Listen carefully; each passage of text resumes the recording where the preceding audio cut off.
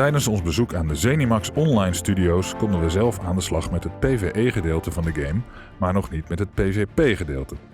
Gelukkig konden we er wel wat vragen over stellen. Zo valt op dat de makers het PvP-gedeelte onder hebben gebracht in Cyrodiil, een aparte zone in het centrale deel van Tamriel, het continent waar die Elder Scrolls Online zich afspeelt. We wanted it in Cyrodiil because in the lore, when you actually look at the timeline, it fit perfectly with the fact that the Imperials are noted as being in a great state of civil war. So we kind of went that time frame fits perfectly with the three alliances kind of rising up and fighting back into Cyrodiil. The other main reason is we want to make it safe as you're leveling up your character. A lot of people have been known to be not so PvP oriented, so we don't want to alienate those people who just want to play an Elder Scrolls game online with their friends. In PvP spelen keeps, dat zijn burchten die toebehoren aan een van de drie strijdende facties, een belangrijke rol. Wie de kaart van Cyrodiil bekijkt, ziet dat die keeps met elkaar verbonden zijn met lijnen. All the keeps are linked together. And then if you have ownership of both of those keeps, you can travel from keep to keep. Considering Cyrodiil is very huge, that comes into play greatly for setting up basically a beachhead assault. Also, that's great for enemies to go back into enemy territory and take out a transit line. There's also resources that sit around the keep, and those feed the keep to make the keep get stronger, have tougher guards, stronger walls, stronger doors.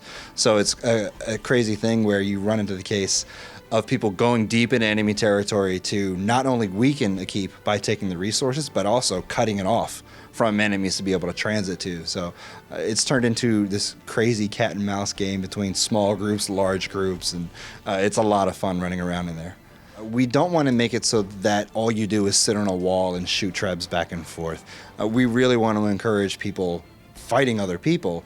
That's also another reason why interacting with an enemy siege weapon is the fastest way to kill a siege weapon. There is, ballista fire against trebuchets is very effective, but basically going out of your keep and knocking somebody off the treb, that's the most effective way to have them stop fighting you. And then obviously going to the resources, making sure that those are defended. There are NPCs that do defend it when you're not there, but you'll get notification when it comes under attack and it appears on the map that it's being hit. PvP lijkt vooral iets voor hele grote groepen, terwijl er ook veel spelers zijn die liever in kleine groepen of zelfs solo spelen. Around every single keep, there's a farm or a lumber mill, something which supplies the keep with resources to upgrade. Those are built much more for smaller groups of people, like 4 to 5 people to take. If you're really organized, you can do it with as little as 3. But it is difficult to take one of those by yourself against NPCs. There's no way that you're really going to be able to handle it alone. But for the solo player, we have bottlenecks that are scattered throughout the space. So in Cyrodiil, we've kind of divided it up into 3 basic, this is Old Mary's area, this is Ebonheart's area, and this is Daggerfall's area. And when you try to transit in between the two, you have to pretty much hoof it if you don't own any of the keeps. And those are bottlenecks that the solo player can, sit there stealth and wait for people to come through a bridge or a gate, and then you can fight them. There's also towns scattered about. So if you just want a quest, you can go there and do some quests, but then you can also find other people doing quests to kill. So there's lots of things to do for everybody. In veel MMO's is duelleren met bevriende spelers een uitstekende manier om PvP-vaardigheden te oefenen. There's no dueling, so to speak. If we want you fighting other players from the enemy alliance, we kind of want to make a sense of team and alliance across the board. So we don't want to have it there where you fight your friend.